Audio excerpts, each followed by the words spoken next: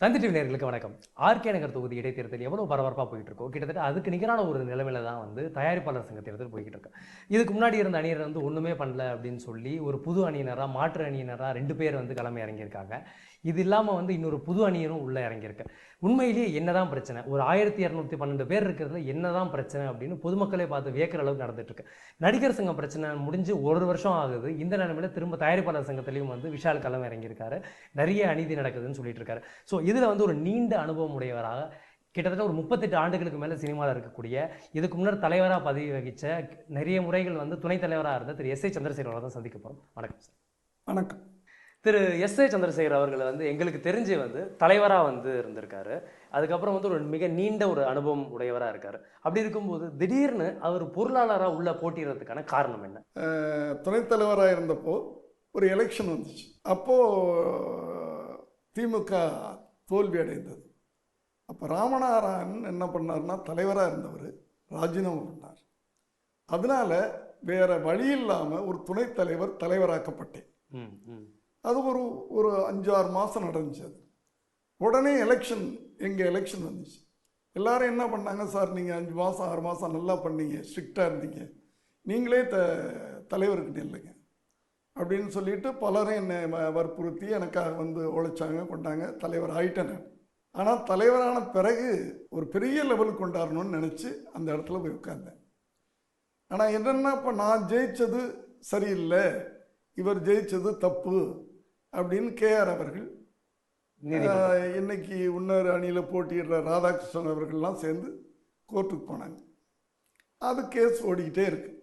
இதுக்கு இடையில இப்படி ஒரு கேஸ் போய்கிட்டு இருக்கு. கேஸ் போகிறோம், இது பண்ணுறோம், நம்ம பதவியில் இருக்கிறோமா இல்லையா அதுவே தெரியாத நிலைமையில் உருப்படியாக எதையுமே செய்ய முடியல.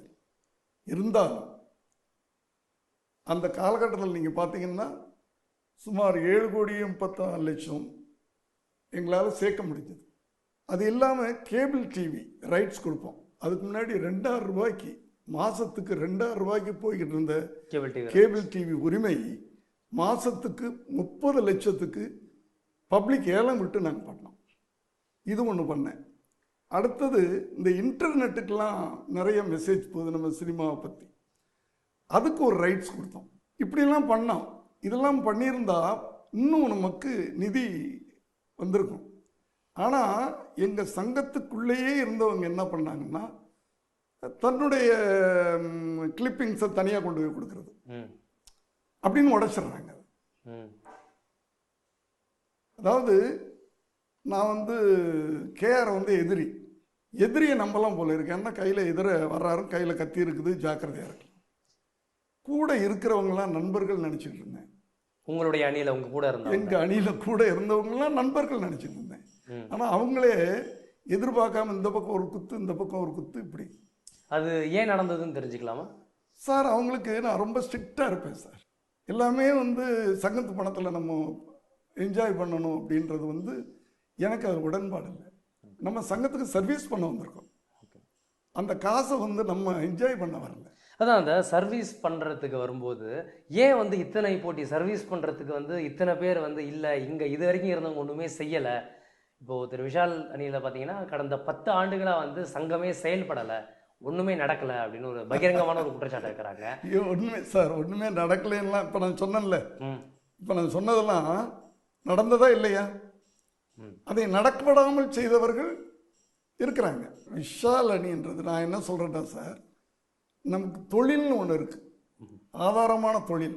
அதே போல் ஒரு நடிகனுக்கு நடிக்கிறது தான் தொழில். திரு விஷால் அவர்கள் வந்து ஒரு நடிகராக அறியப்படுறாரு. அவர் வந்து தயாரிப்பாளர் சங்கத்துக்கு வந்து அவரால் எஃபெக்டிவாக ஒர்க் பண்ண முடியாது சார். ஓப்பனாக நான் உண்மையை சொல்லணும்னா, யாரையும் நான் ஊன் பண்ணி சொல்லக்கூடாது. ஒரு நடிகன் வியாபார ரீதியாக அந்த நடிகருக்கு டிமாண்ட் இருக்கிற வரைக்கும் சொந்த படம் எடுக்க மாட்டார் சார். அவரை வச்சு எடுத்தால் வியாபாரம் இல்லை, லாபம் இல்லை அப்படின்ற நிலைமை வரும்போது சொந்த படம் எடுக்கிறேன். நீங்கள் வந்து ஒரு படம் வந்து சரியாக போகாததுனால வந்து தயாரிப்பாளர் அவங்களே பண்ணிக்கிறாங்கிறத தாண்டி எல்லா நடிகருமே ஃபர்ஸ்ட் காப்பி பேசிஸில் பண்ண ஆரம்பிச்சிட்டாங்கிறது உண்மை தானே? ஒரு இயக்குனர் கூட இருக்கலாம், அது வியாபார ரீதியாக பண்ணலாம் சார். பண்ணுறது தப்பு. நான் படம் எடுக்கிறது தப்புன்னு சொல்லலை, சங்கத்துக்கு போட்டி போடுறதும் தப்புன்னே சொல்லலை. ஆனால் ஒவ்வொரு சங்கத்துக்கும் ஒரு விதிமுறைகள் இருக்கு. எங்கள் சங்கத்தில் என்ன விதிமுறை இருக்கு? இன்னொரு சங்கத்தில் நிர்வாகத்தில் இருக்கிறவங்க இங்கே வரும்போது அந்த நிர்வாக பதவியை ராஜினாமா பண்ணிட்டு நீங்கள் இங்கே வந்து இல்லை அதுக்கு கரெக்டான கிளாஸ் இல்லை. அவர் வந்து நீதிமன்றம் வரைக்கும் சென்று நீதிமன்றத்தில் அது மாதிரி ஒரு இதுவே இல்லை, கிளாஸ் கிடையாது, போட்டியிடலாம் அப்படின்னு சொல்லி வென்று தானே வந்திருக்காரு. சார் நாங்கள் 20 வருஷமாக கடைப்பிடித்து கொண்டு வருகின்ற ஒரு ஸோ அது வந்து நீங்கள் வந்து நடைமுறை இதான், அது எழுத்துல கிடையாது, நீங்கள் உங்களுக்குள்ளேயே பேசிப்பீங்க. ஆமாம், எங்களுக்குள்ள தயாரிப்பாளர் சங்கத்துக்குள்ள ஒரு சட்டத்திட்டங்கள் வச்சிருக்கிறோம். அதான் அது வந்து சட்டமா இருக்காது, பைலான்றது வேற. இது வந்து பைலால வராது, இது வந்து அஃபிஷியல் கிடையாது. ஆனா அன்அஃபிஷியல் அப்படிதான் வேலை பார்ப்போம். அன்அஃபிஷியலாக நாங்கள் அந்த முறையை கடைபிடிச்சுக்கிட்டு இருந்தோம். ஏன் எதுக்குன்னு கேட்டிங்கன்னா, இப்போ ஒரு சங்கத்தில் ஒரு பொறுப்பில் இருக்கிறார். இப்போ எங்கள் சங்கத்துக்கு அவர் வரும்போது ஒரு பிரச்சனை வருது. ஒரு ஆர்ட் டைரக்டர் வந்து எங்கள் சங்கத்தில் தலைவராக வர்றார். ஒரு ஆர்ட் டைரக்டரை பற்றி ஒரு கம்ப்ளைண்ட் வருது. அப்போ அவர் வந்து ஆர்ட் டைரக்ஷனுக்கு வந்து ஃபேவராக இருப்பார், அந்த டைரக்டர் தான் வேலை பார்ப்பாரு. எங்கே பண்ணுவார் நமக்கு, நான் வந்து அங்கே தான் ஃபேவராக இருப்பாருன்னு சொல்ல, யாருக்கு ஃபேவராக இருப்பார் அவங்கள கேட்டிங்கன்னா நியாயத்தின் பக்கம் தர்மத்தின் பக்கம் இருப்பேன் சொல்கிறதானே எல்லாருமே சொல்கிறதானே வரும். நியாயம் தர்மன்றது நம்ம வந்து ஒரு 15 வருஷமாக கேட்டு கேட்டு நம்ம வந்து ரொம்ப புளிச்சு போயிருக்கிறோம் சார். நடைமுறை நம்ம பேசுவோம் சார். நடைமுறையில் வந்து இங்கே வந்து தயாரிப்பாளருக்கு அவர் நியாயமாக நடந்தாருன்னா அங்கேருந்து தூக்கிடுவாங்க. அவங்களுக்கு அது சாதகமாக இருந்தாருன்னா இங்கேருந்து தூக்கிடுவாங்க. இதுதான் நடைமுறை. இதுக்கு தான் நாங்கள் அந்த சட்டத்திட்டங்களை வச்சுக்கிறோம். தனித்தனியாக சங்கங்கள் இருக்கு. இப்போ நீங்கள் என்ன பண்ணணும், வாங்க தயாரிப்பாளர் சங்கத்தில் வந்து உட்காருங்க, நம்ம பேசுவோம் ஒருத்தருக்கு ஒருத்தர். அதுவே பேசாமல் நீங்கள் தனியாக இருந்துட்டு அறிக்கை விட்டுக்கிட்டு ஒன்றும் பண்ணலைன்னா, இன்றைக்கு வந்து அவங்க அறிக்கையில் எங்கள் தயாரிப்பாளர்களை முதலாளிகள் அப்படின்னு போட்டிருக்காங்க. இத்தனை வருஷமாக தெரியலையா நாங்கள் முதலாளிகள்? இல்லை, அவங்க வரும்போது அவங்க வந்து அப்படிதான் கூப்பிடுவோம் முதலாளி அப்படின்னு சொல்கிறேன்னு சொல்லியிருக்காங்க. எப்படி இனிமே கூப்பிட போகிறாங்க? முதல் முறை வரும்போது அவங்க சொல்கிறாங்க. இதுக்கு முன்னாடி இருந்தால் அவங்கள தான் கேட்கணும், நீங்கள் முதலாளின்னு கூப்பிடுறாங்க. நான் கேட்குறது வந்து விஷால் அணியினர் அறிக்கையில் எங்கள் முதலாளிகளுக்குன்னு சொல்லும்போது, இந்த முதலாளின்றவன் இன்னைக்கு தான் கண்ணுக்கு தெரிஞ்சானா? அவங்க எங்கேயும் சொல்லியிருந்தாங்கன்னா முதலாளி கிடையாது, அவங்கள முதலாளி இவங்கள தான் ஹீரோ முதலாளின்னு அவங்க சொல்லியிருந்தாங்கன்னா அந்த கேள்வி நம்ம கேட்கலாம். சார் முதல் போட்டவன் முதலாளி சார், அந்த உண்மை இன்னைக்கு தான் தெரியுதா? மறுக்கிறது சொல்லவே இல்லையே. அவங்க வந்து எங்கேயுமே வந்து இல்லைன்னு சொன்னதில்லை. என்னைக்காவது கூப்பிட்டுருக்காங்களா? இந்த கடந்த காலங்கள் இந்த 10 வருஷங்கள்ல என்னைக்காவது ஒரு ப்ரொடியூசரை பார்த்து முதலாளி வணக்கம் முதலாளின்னு சொல்லியிருக்காங்களா? அது வந்து நீங்க தான் சொல்லணும். நாம வந்து சொன்னதில்லையே. பழங்காலத்துல சொன்னதில்லையே. பழங்காலத்துல அப்படிதான் முதலாளின்னு பழங்காலத்துல எம்ஜிஆர் கூட எழுத நின்று முதலாளி வாங்கன்னு கூப்பிடுவாரு தயாரிப்பாளர். எம்ஜிஆர் சிவாஜி கூட தயாரிப்பாளர் முதலாளி வணக்கம் முதலாளின்னு தான் சொல்லுவாங்க. நம்ம நடிகர் சங்கத்தை நம்ம வளர்ப்போம், அவங்க தயாரிப்பாளர் சங்கத்தை வளர்த்துக்கிறோம்.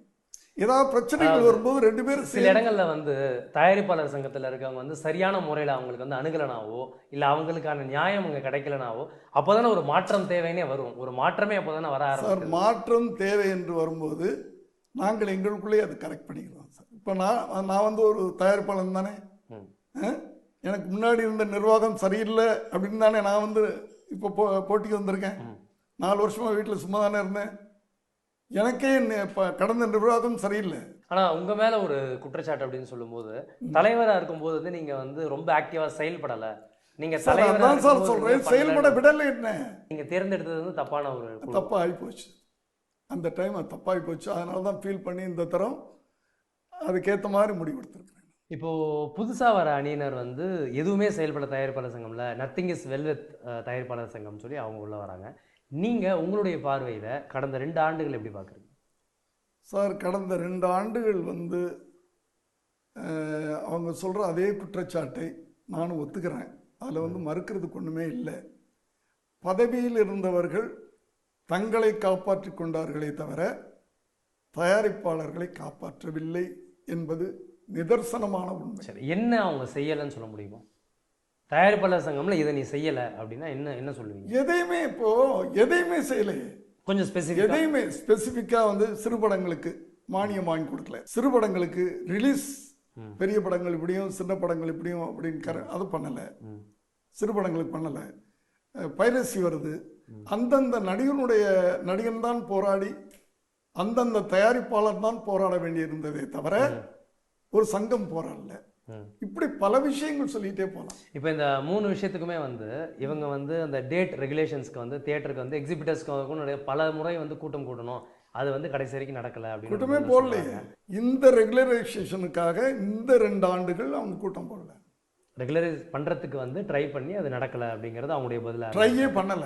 இல்ல அவங்க முயற்சி எடுத்து போடலன்னு சொல்லி திரு டி சிவா அவர்கள் நமக்கு அளித்த பேட்டியில நம்ம கிட்ட சொல்லியிருக்காரு. அதுக்கப்புறம் சார் வந்து நீங்க டிசிவா வந்து உடம்பெல்லாம் போய் சார், நான் எப்படி அவர் சொல்றதை நான் ஒத்துக்கிறேன் சார். நான் அவர் சரியான ஒரு ப்ரொடியூசரான யார்கிட்ட கேளுங்க, அவர் பேரை சொல்லி வெளியே கேளுங்க. இப்போ அவர் இன்னொரு விட்ரா பண்ணிட்டார், ஏன் விட்ரா பண்ணிட்டார்ன்ற உண்மையை கேளுங்க. அவருக்கு யாரும் சப்போர்ட் இல்லை, விட்ரா பண்ணிட்டாரு. நீங்கள் சொல்கிற மாதிரி அவர் போய் ஒற்றுமை, யாருக்கு போய் ஒற்றுமை? படமே எடுக்காத ஒருத்தருக்கு போய் சப்போர்ட்டா? ஏன்னா வேடிக்கையாக இருக்குது. தலைவர் பதவினா அதுக்கு ஒரு மரியாதை இருக்கணும் சார். ஒரு 10 படமாவது எடுத்து லாப நஷ்டம் என்ன, கஷ்ட நஷ்டம் என்ன, இது தெரிஞ்சிருக்க வேணாம். எந்த காலத்துலேயும் ஏதோ ஒரு படம் எடுத்துட்டு யாருன்னு தெரியாது ரியல் எஸ்டேட் பண்ணவங்கலாம் கூப்பிட்டு கொண்டாந்து தலைவருக்கு நிற்கிறாங்களா, அதுக்கு இவங்க போய் சப்போர்ட் பண்ணுவாங்களா? என்னது ஒரு தகுதி பணமா? எல்லாமே சரியாக தான் போய்கிட்டு இருக்கு. இவங்கெல்லாம் வந்து வாண்டடாக குற்றம் சுமத்துறாங்க.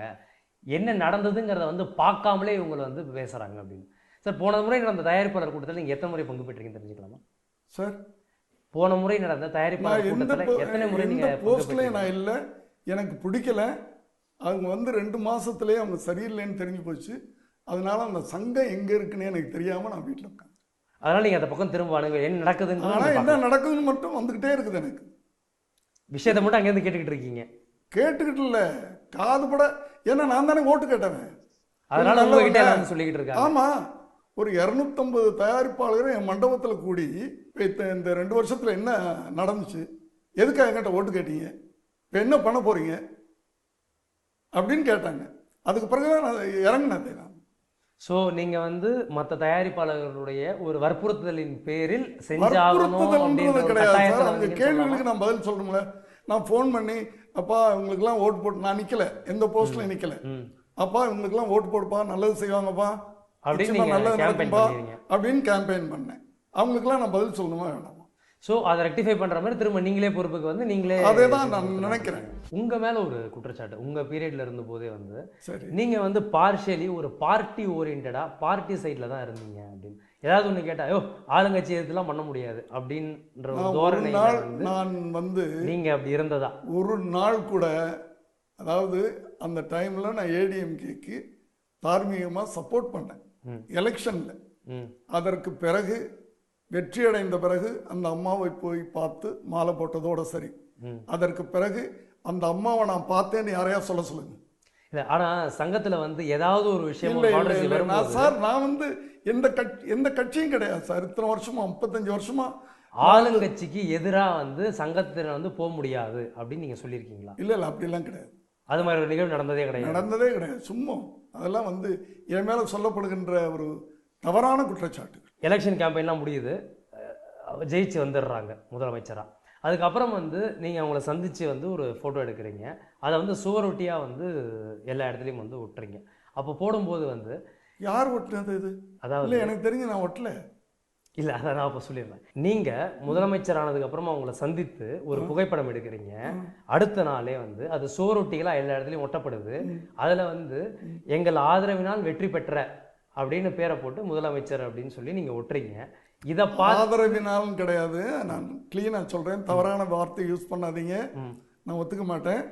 அதாவது ராமருக்கு அணில் எவ்வளவு ஹெல்ப் பண்ணிச்சோ அதை போல ஒரு அணிலாக இருந்து நாங்கள் உதவி செய்தோம், நாங்கள் அறிக்கை கொடுத்தோம். அந்த வார்த்தை தான், இதுதான் வார்த்தை. இந்த வார்த்தையால வந்து அவங்க ரொம்ப வந்து வெறுப்பாகி அதுக்கப்புறம் வந்து கவலைப்படலையே. எங்களால் அந்த டைம்ல ஒவ்வொரு தொகுதியிலையும் ஒரு 5000 ஓட்டு கிடைச்சது. அது எல்லாருக்கும் தெரியும். எல்லா எம்எல்ஏ எனக்கு போன் பண்ணி சொல்லியிருக்காங்க. அதுக்காக அவங்க தூக்கி போட்டாங்கன்னா கவலைப்படல. நான் இது தனிப்பட்ட அரசியல்வாதி கிடையாது சார். இது தனிப்பட்ட ஒரு இயக்குனரா ஒரு சந்திரசேகர் வந்து அப்போ போய் அதை செஞ்சாரா, இல்ல தயாரிப்பாளர் சங்க தலைவரா இருக்கும்போது அதை செஞ்சாரா? எதை செஞ்சாரா? போய் இது மாதிரி வந்து முதல்ல வந்து எலெக்ஷனுக்கு நான் சப்போர்ட் பண்ணும்போது நான் வந்து டெம்பரவரி தலைவரா இருக்கேன், நல்லா புரிஞ்சுக்குங்க. அவங்க ஜெயிச்ச பிறகுதான் நான் தலைவருக்கு போட்டி போடுறேன். ஜெயிச்சு அவங்க, அதாவது நான் சரியா சொல்லணும்னா அவங்க ஜெயிச்சதுக்கு அப்புறம் அந்த சுவரொட்டிகள் ஒட்டப்பட்ட காலம் வந்து நீங்க தலைவரா இருக்கீங்க. If I am right. என்னுடைய நினைவு சரியா இருந்தா நீங்க அப்போ வந்து தலைவர் இருக்கலாம். மே மாசம், மே ஜூன் இல்ல, நீங்க அப்போ தலைவர். அக்டோபர் அந்த அந்த எலெக்ஷன் நடந்து அதுக்காக தான் இதை நான் இந்த கேள்வியை நான் கேட்டது காரணம் அதுதான். அந்த சுவரொட்டியை நான் ஒட்டலை. நான் அந்த அளவுக்கு சீப்பான ஒரு பப்ளிசிட்டி தேடக்கூடிய ஆள் கிடையாது. ஏன்னா எல்லா அரசியல்வாதிகளும் 40 வருஷமாக நான் கலைஞரோட பழகிட்டு இருக்கிறேன்.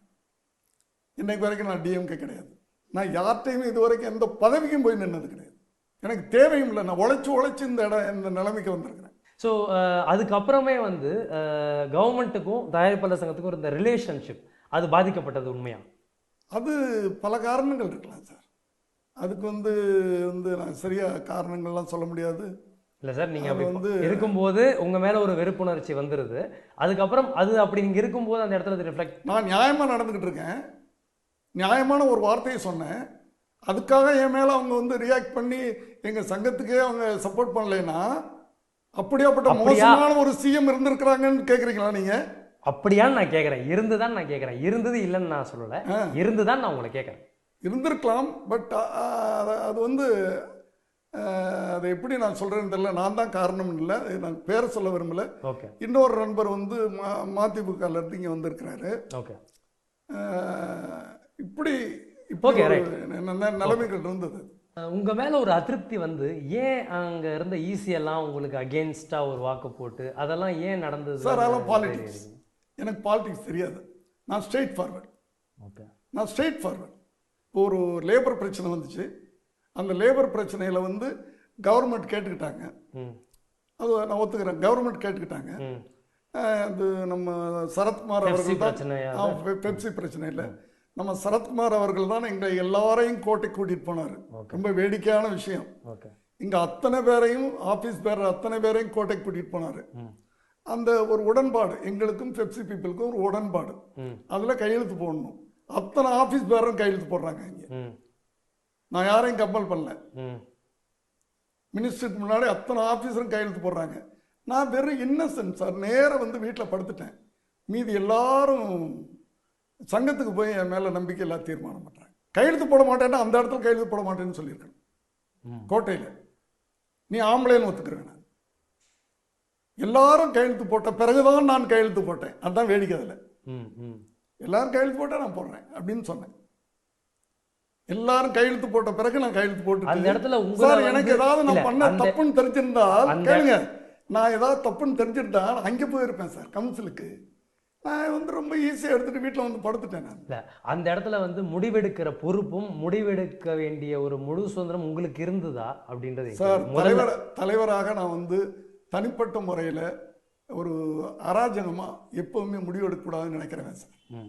நிர்வாக குழுன்னு 6 பேர்.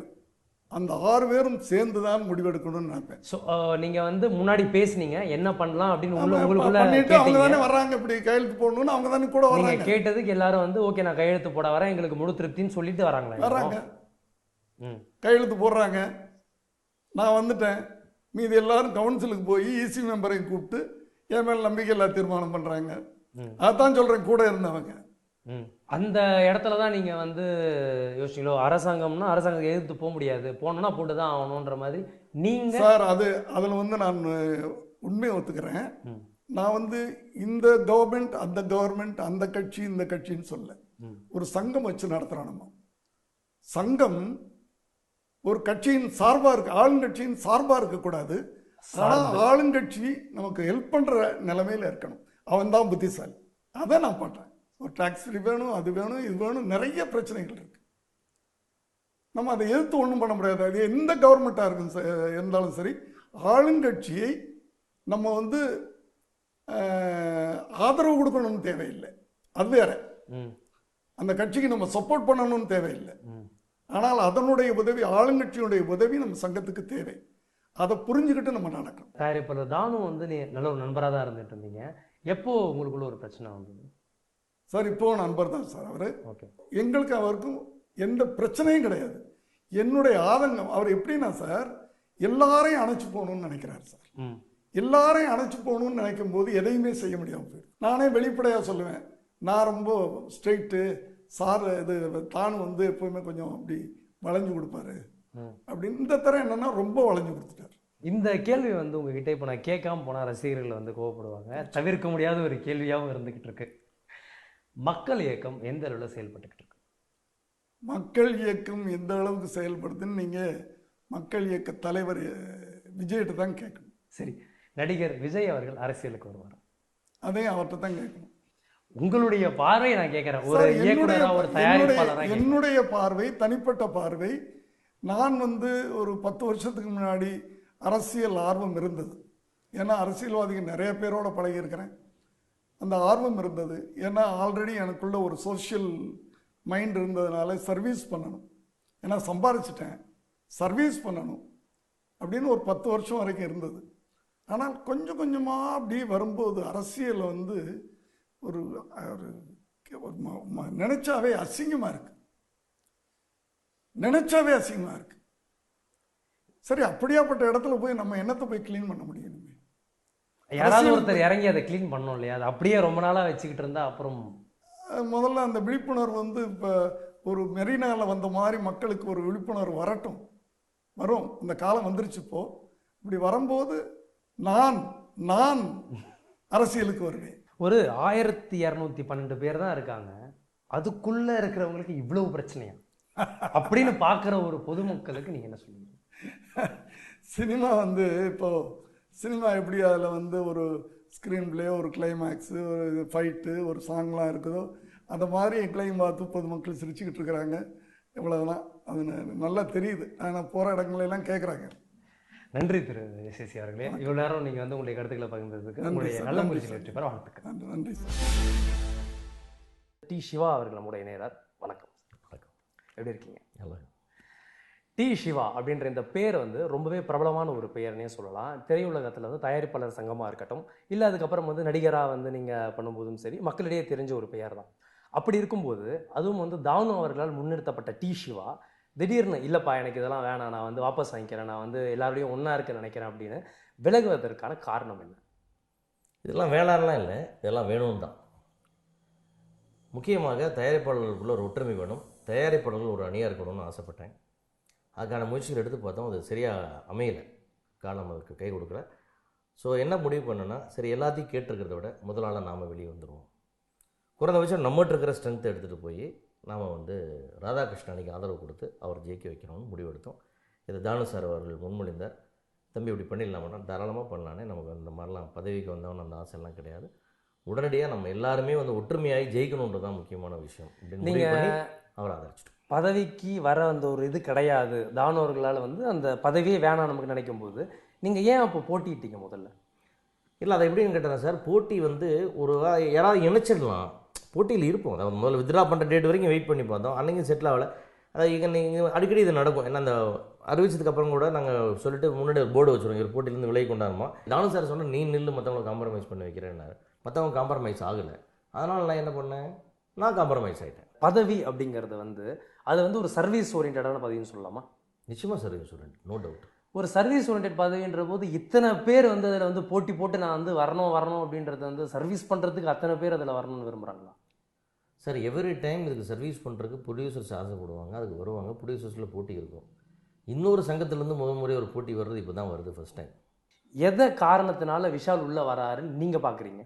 தனிப்பட்ட முறையில் சில பேர் மேலுள்ள சில கோபங்கள் தான், வேறு ஒன்றும் இதில் சேவை மனப்பான்மை எல்லாம் கிடையாது. அவர் மற்ற தயாரிப்பாளர் உள்ள அவர் இதால் சேவை, மற்ற தயாரிப்பாளர் உள்ள அது சேவை, விஷால் அது சேவை மனப்பான்மை. விஷால் வரதனுடைய நோக்கத்தை நான் சொல்ல வரேன், நான் விஷாலோட நோக்கத்தை சொல்ல வரேன். அவருக்கு இது அவங்க மேலே ஒரு கோபம் வந்துருச்சு, இதை ஒரு பழி வாங்கணும், இது உள்ளே போகணும், இதை நம்ம செய்யணும் அப்படின்றது ஒன்று இருக்குது.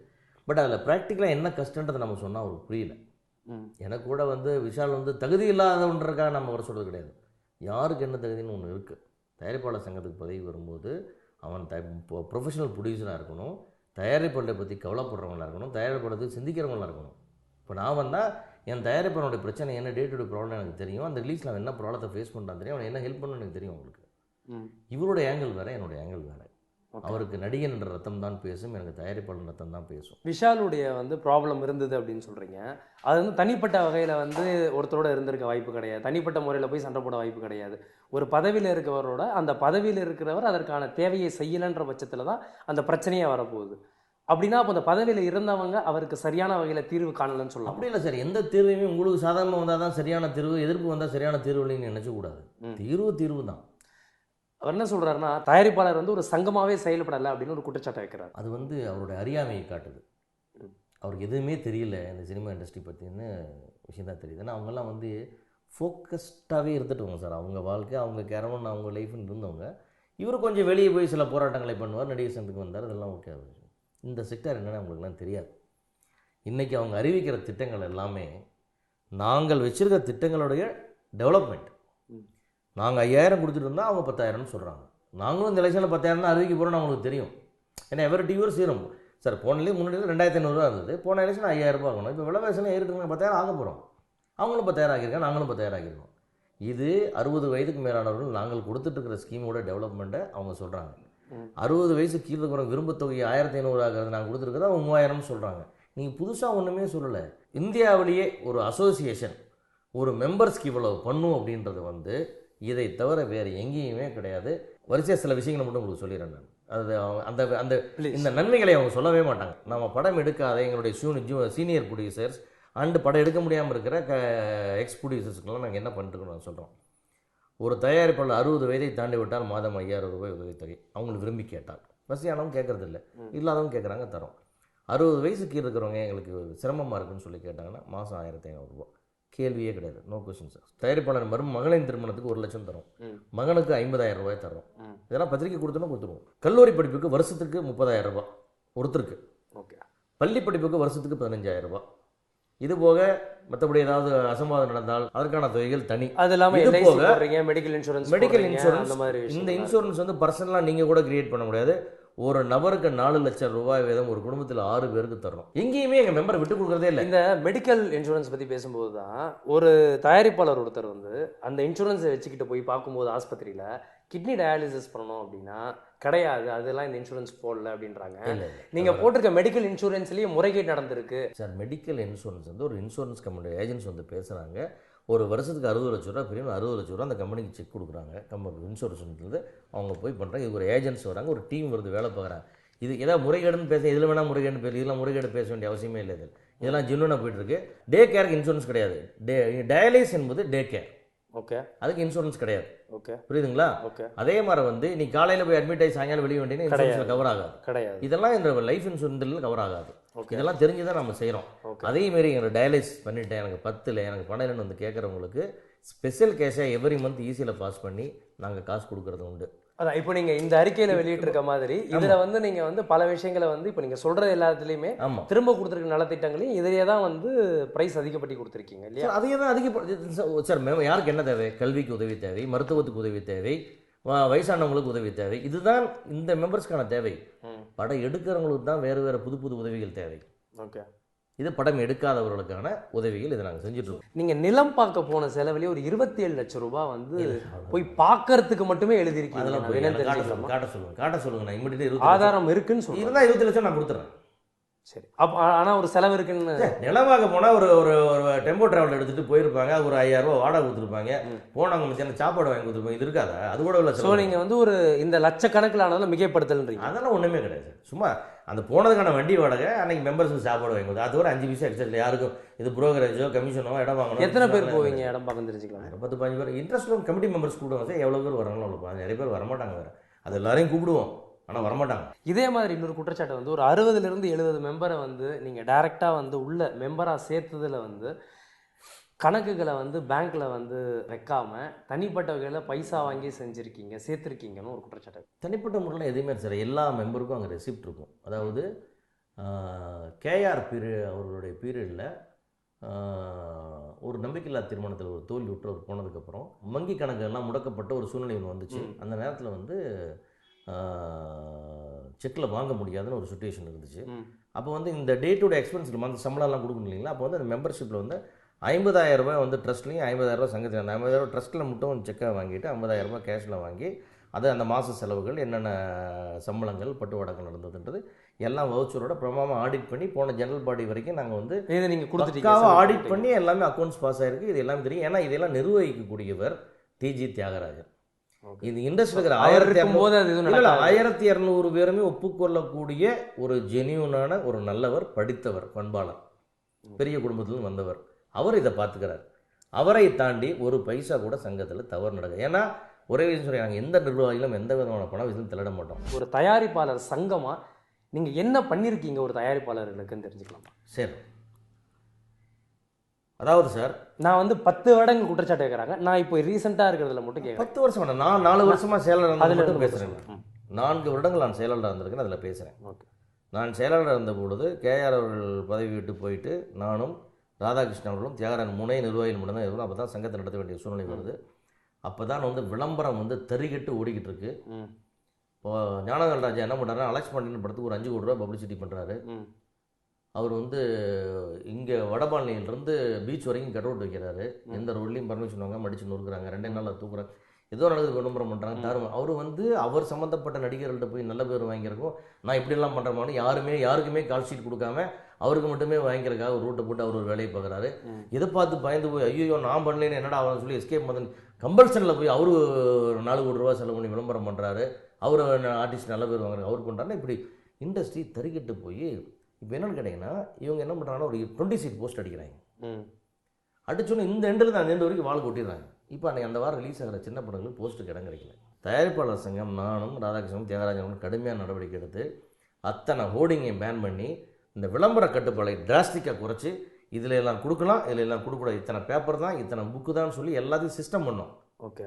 பண்ணினதுனால எங்களுக்கு ஏராளமான எதிரிகள், எதிர்ப்புகள், பிரச்சனைகள். ஆந்திராவில் 50 லட்சம் ரூபாய் விளம்பரம் பண்ணி படம் சூப்பர் ஹீரோக்கு அங்கே படம் பண்ணிட்டுருக்காங்க, பவன் கல்யாணம் படத்துக்கு பண்ணிட்டு இருக்காங்க. கேரளாவில் 20 லட்சம் ரூபாய்க்கு பண்ணுறாங்க, கர்நாடகாவில் 20 லட்சம் ரூபாய்க்கு பண்ணுறாங்க. நம்ம தானே கோடிக்கணக்கில் இறக்கிட்டோம்னு சொல்லி 75 லட்சம் ரூபாய்க்கு கொண்டாந்து நிறுத்தணும். அந்த இடத்த கொடுத்துட்டோன்னே எங்கள் மேலே பழிய போட்டாமல் 75 ரூபாய் தான் பண்ணணும்னு சொல்லிட்டு உடனே திருச்சாலை 9 ஒரு படத்தை பண்ணி 75 ரூபாய் விளம்பரம் பண்ணி அது ஒரு 10 கோடி ரூபா 12 கோடி ரூபா கலெக்ட் பண்ணுது. அந்த பெனிஃபிட்டையும் ஞானவேல் தான் எடுக்கிறாரு, கெடுக்கிறதையும் அவர் தான் செய்கிறாரு, பெனிஃபிட் ஆனாலும் அவர் தான் எடுத்துக்கிறாரு. ஸோ இண்டஸ்ட்ரி வந்து தாறுமாறாக கண்ட்ரோல் பண்ண முதல் சாதனை எங்களுடையது.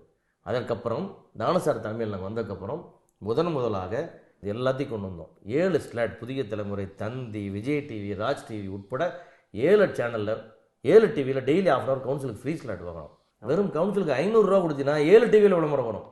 இது இந்தியாவில் இல்லை, ஆந்திராவில் இல்லை, எங்கேயுமே இல்லை. இந்த சாதனையை தமிழ் திரைப்பட தயாரிப்பு சங்கம் எங்கள் தலைமையில் தான், எங்கள் நிர்வாகம் தான் பண்ணிச்சு. சேட்டலைட் விற்காமல் எங்களுக்கு 94 படங்களுடைய கம்ப்ளைண்ட் வந்தது. இது வரைக்கும் 54 படங்கள் விற்கப்பட்டிருக்கிறது சங்கத்தின் முயற்சியால். இதெல்லாம் சாதாரண விஷயங்கள் இல்லை சார்.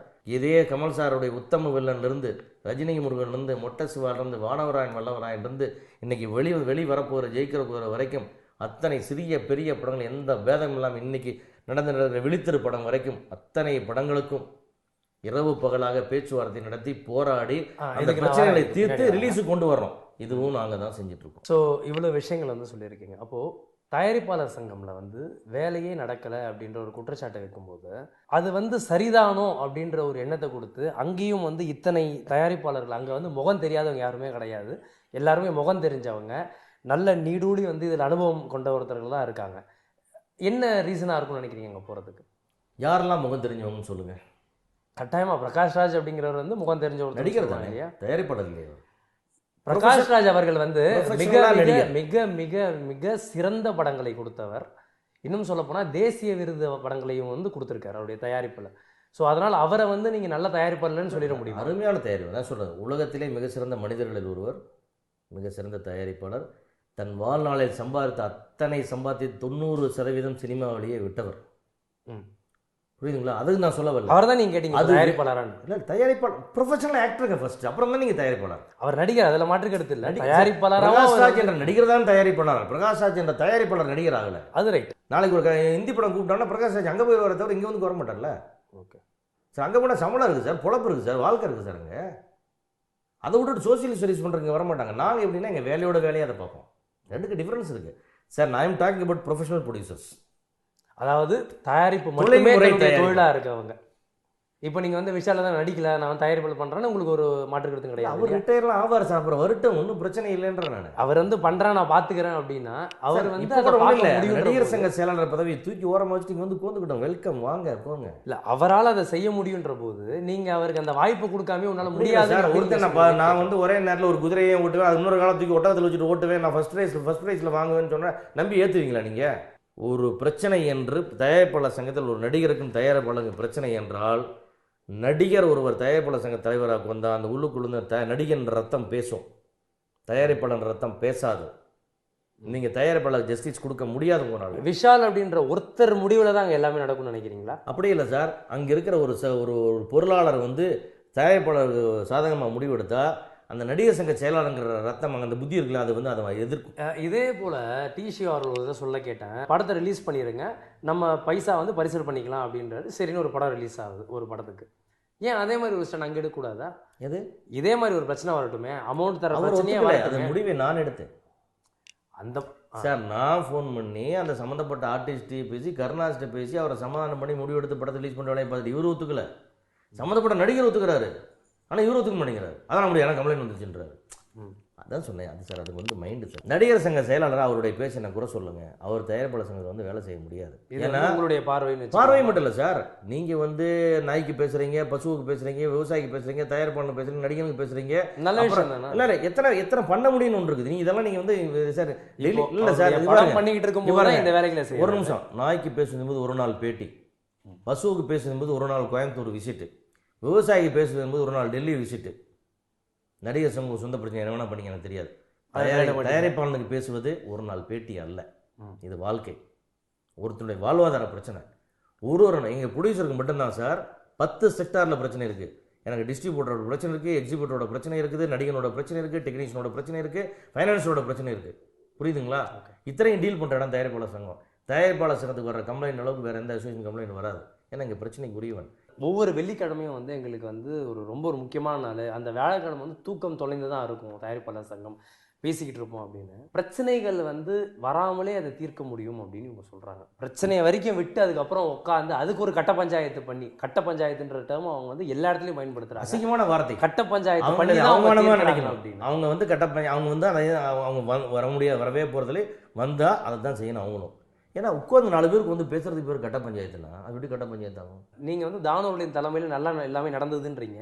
ஆனால் இது நம்ம பேசுகிறதா இருக்குது. வெளியில் பேசும்போது வந்து தானுனாலே ஒரு மிகப்பெரிய ஒரு எதிர்ப்பு இருந்துக்கிட்டு இருக்கு. அது ஏன்? இல்லை சார், ஒரு வளரும் போது அதுக்கு எதிர்ப்பு வரதான் செய்யும். ஒருத்தருடைய வளர்ச்சி எதிர்ப்பை உருவாக்கும். இப்போது எஸ்ஐசி சார் அவர்களே வந்து பொருளாளர் பதவிக்கு வந்து திரும்ப போட்டிடுறாரு KR அணியில். எஸ்ஐ சார் வந்து ஒரு பெரிய சீனியர், ஒரு லெஜண்ட் டைரக்டர், மிகப்பெரிய நடிகருடைய அப்பா, அதெல்லாம் ஒரு சார். அவர் வருவதுக்கான இடம் இது வரல.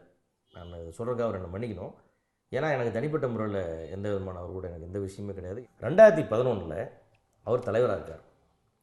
அப்போது பெப்சி தொழிலாளர்களுக்கும் தயாரிப்பாளருக்கும் மிகப்பெரிய பிரச்சனை நடந்து, ஸ்ட்ரைக் நடந்துகிட்ருக்கு. டெய்லி லேபர் யூனியனில் பேச்சுவார்த்தை அது பரபரப்பாக போயிட்டு. அப்போ இறுதி கட்டமாக கோட்டையில் அமைச்சரை சந்தித்து இன்றைக்கி பேசி முடிவெடுக்கிறது, அமைச்சர் முன்னாடி தான் முடிவெடுக்கிறதுன்னு எல்லோரும் இருதரப்பு கூட்டம் நடத்தலாம்னு பேசி.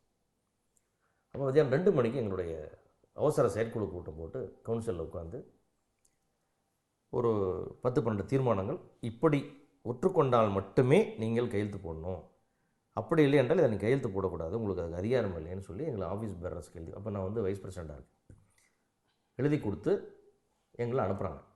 கமிட்டி எங்களுக்கு எழுதி கொடுத்து அனுப்புகிறாங்க. இதுக்கு மேலே தான் கையெழுத்து போடக்கூடாதுன்னு சொல்லிட்டு சரி போய் பேச்சுவார்த்தை நடத்துகிறோம். பேச்சுவார்த்தையில் நாங்கள் சொன்ன இந்த 12 கண்டிஷனில் ஒன்று கூட ஒப்புக்கொள்ளப்படவில்லை. எல்லாமே எதிர்த்து பேசப்படுது. ராஜன் அவர்கள் வந்து இதை தயாரிப்பாளர் அவமதிக்கும் செயல் வெளிநடப்பு செய்கிறேன்னு சொல்லி வாக் அவுட் பண்ணுறாரு. அந்த மீட்டிங் ரூமில் வந்து வெளியே போகிறாரு. நான் கடுமையாக எதிர்த்து ஆர்கியூ பண்ணுறேன்.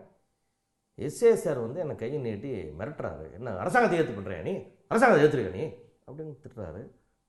நான் அரசாங்கத்தை எதிர்க்கலைங்க, தயாரிப்பாளர் சங்கத்துக்காக ஃபைட் பண்ணுறேன். உங்களுக்கு என்ன சார் தப்பு பண்ணுறீங்க சார், நீங்கள் எழுதி கொடுத்த என்ன சார், என் கமிட்டி என்ன சார் சொல்லியிருக்கு, அதோட அரசாங்கத்துக்கு எதிராக நான் எதுவும் செய்ய மாட்டேன், ஐயா நீங்கள் சொல்லுங்கள் ஐயா, நான் ஒருத்தனை கையெழுத்து போடுறேன் சொல்லி கையெழுத்து போட்டுட்டு மிகப்பெரிய ஒரு துரோகத்தை தயாரிப்பாளர் சங்கத்துக்கு செய்தார் அவர். இல்லை எல்லாரும் கண்ணில் தண்ணி எல்லாத்துக்குமே.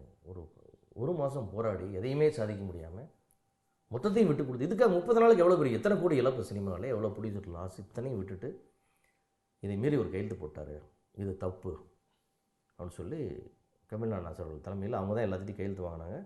எல்லோரும் கையெழுத்து போட்டு கொடுத்து 14 கமிட்டி மெம்பரும் நான் உட்பட 2 ஆஃபீஸ் பேரும் அன்றைக்கே ரிசைன் பண்ணிட்டு வெளியே வந்தோம். இதுதான் எஸ்ஏ சந்திரசேகர் அவர்கள் அவரோட தலைவராக இருந்தபோது செய்த சாதனை. அவர் வந்து ஆக்ரோஷமாக பேசுவார், ஆனால் எதையுமே யாராவது ஒன்று பேசுனா அது அரசாங்கத்துக்கு போனால் விட்டு கொடுத்துடணும் அப்படின்னு சொல்லி ஒரு சூழ்நிலையில். ஸோ ஒரு பார்ட்டி கலர் உள்ள பார்த்தாருன்னு. பார்ட்டி கலர் இல்லை, அவர் தான் அரசாங்கத்துக்கெல்லாம் நான் எதிர்த்தெல்லாம் செய்ய முடியாது, நான் வந்து தலைவராக இருக்க முறை அதுக்கெல்லாம் விடமா இப்படிலாம் சொல்லி நியாயம் பேசுகிற மாதிரி அநியாயம் பேசுவார். அதுதான் பிரச்சனை அவர்கிட்ட. இன்றைக்கு பல கோடி ரூபாய்கள் தமிழ் சினிமா தயாரிப்பாளர்களுக்கு இழப்பு வந்திருக்குது. இந்த சம்பள பிரச்சனையில் மாட்டி சிறிய படங்களெல்லாம் செத்து சுண்ணாம்பாயிட்டு இருக்குன்னா அதனுடைய மூல காரணமே எஸ்ஏஎஸ்ஆர் தான். அவர் அன்னைக்கு செய்த துரோகம் தான். அதில் எந்த மாற்று கருத்தும் இல்லை. இது தனிப்பட்ட முறையில் அன்றைக்கி வேலை செய்த அன்றைக்கி எங்களோட ரிசைன் பண்ண எல்லாரையும் நீங்கள் போய் கேட்டுக்கலாம், யாரை வேணால் கேட்டுக்கலாம். இது ஆதாரபூர்வமாக நடந்த உண்மை, எல்லாருடைய ஓப்பனாக பண்ண விஷயம். இது ஒன்றும் மறைமுகமான குற்றச்சாட்டு இல்லை. இன்றைக்கு தயாரிப்பாளர் சங்கத்துக்கு சப்சிடி வரல, கவர்மெண்ட்லேருந்து சலுகை வரல, அவார்டு வரல, பர்மிஷன் இல்லைன்னா நாங்கள் மொத்தமாக பாராமுகமாக்கப்பட்டதுக்கு ஒரே காரணம் எஸ்ஏஎஸ்ஆர் அடித்த ஒரு போஸ்டர். தயாரிப்பாளர் சங்க எலெக்ஷன் தலைவராக நிற்கிறாரு. அந்த நேரத்தில் தமிழக தேர்தலும் நடக்குது. இவர் போய் அவங்கள பார்த்து ஆதரவு தெரிவிச்சுட்டு சந்தித்து ஃபோட்டோ எடுத்துகிட்டு வர்றார். அந்த ஃபோட்டோ பேப்பரில் பப்ளிஷ் ஆகுது. ஃபோட்டோ முந்தின நாள் வந்தோடனே அவருக்கு ஒரு பெரிய ப்ளஸ் ஆகி கேஆர் தான் எதிரில் நின்றார். ரொம்ப சொற்ப ஓட்டுகளில் ஒரு 12 ஓட்டில் கேஆர் சார் அவர்கள் தோத்துட்டு அவர் ஜெயித்தார். அவ்வளோ பெரிய பூஸ்டருக்கே அவ்வளோ தான் அவர் ஜெயித்தார். ஜெயிச்சோன்னா என்னாச்சுன்னா எலெக்ஷன்லாம் முடிஞ்சோன்னே என்ன பண்ணிட்டார், அந்த எலெக்ஷனில் இவங்க ஏதோ ஒரு இந்த மன்றத்தின் சார்பெலாம் ஆதரவு கொடுத்தாங்க முதல்வருக்கு. எங்கள் ஆதரவுடன் வெற்றி பெற்ற ஜெயலலிதா அவர்களுக்கு வாழ்த்துக்கள்னு ஒரு போஸ்ட் அடிச்சு விட்டினார். உங்களுக்கு தெரியும் அவருடைய மனநிலை, அவங்களுக்கு அது பிடிக்கல, கோவம் வந்தது. அந்த நேரத்தில் தலைவராக இருந்தார். அதோட அந்த ஏற்பட்ட வருத்தம் சங்கத்தை அந்த 2 வருஷம் அப்படியே சுத்தமாக அவங்க இக்னோர் பண்ணிட்டாங்க, பார்க்கல. சேம்பர் சைடில் போய் கேட்கும்போதெல்லாம் தயாரிப்பாளர் சங்கம் கன்சிடரே செய்யப்படலை. அதுக்கு இது ஒரு முக்கியமான ஒரு காரணமாக இருந்துச்சு. அதனால் அவர் மறைமுகமாக தயாரிப்பாளர்களுக்கு செய்திருக்கக்கூடிய மிகப்பெரிய இழப்புங்க. தயவுசெய்து சந்திரசேகர் சார் அதெல்லாம் அந்த தவறுகளை ரியலைஸ் பண்ணும். அவரெல்லாம் சங்க தேர்தலுக்கு உள்ளே வரக்கூடாது. அவரெல்லாம் ரொம்ப தவறு. அவர் இதை பற்றி பேசும்போது அவர் சொல்கிறார் அன்றைக்கி ஒரு மேடையில் கட்ட பஞ்சாயத்துன்னு. ஏன்னா இவர் பீரியடில் எதுவுமே செய்யலை, அமைதியாக இருப்பார். மாதத்தில் 20 நாள் கேரளாவுக்கு ஒரு ட்ரீட்மெண்ட் போவார். சங்கத்தில் இருக்கிற ஆளுங்கள்லாம் கேரளாவுக்கு ட்ரெயினில் போய் அவருடைய செக்கிலையும் லெட்டரையும் கையெழுத்து வேண்டியது சங்கம் நடந்துட்டு இருந்தது. மீதி பீரியட் நாங்கள்லாம் வெளியே வந்ததுக்கப்புறம் அப்படி தான் நடந்துட்டு இருந்தது. எதுவுமே நடைபெறாத காலம் ஒன்றுன்னா அதுதான் அந்த காலம். அதை தான் இவங்க சொல்லணும். இன்றைக்கி விசாரணை சொன்னாங்க எதுவுமே நடக்காது, அது அந்த காலம். ஓகே, எங்களுடைய பீரியடில் நடக்காது, நாங்கள் எத்தனையும் செஞ்சுட்டு சொல்லிட்டு இருக்கோம் நடந்திருக்குன்னு சொல்லிட்டு. நன்றி திரு ஷா, உங்களுடைய நல்ல முயற்சியில் வெற்றி பெற வாழ்த்துக்கள். நன்றி. தயாரிப்பாளர் சங்கம் தயாரிப்பாளர்களுக்கே. ஆனால் யார் எதை செய்ய வேண்டும் என்ற நீதி இருக்கிறது. அந்த நீதியின் அடிப்படையில் நடந்து கொள்ள வேண்டும் என்பதுதான் எங்களுடைய ஆசையை தவிர, நோக்கமே தவிர, தனிப்பட்ட முறையில் யாரும் மீதும் எந்த கோபதாவும் கிடையாது. இந்த தேர்தலுக்கு பின்னாலே எப்பவும் போல சிரித்து பேசி பழகக்கூடிய நண்பர்கள் தான் இன்றும் நாங்கள். நன்றி.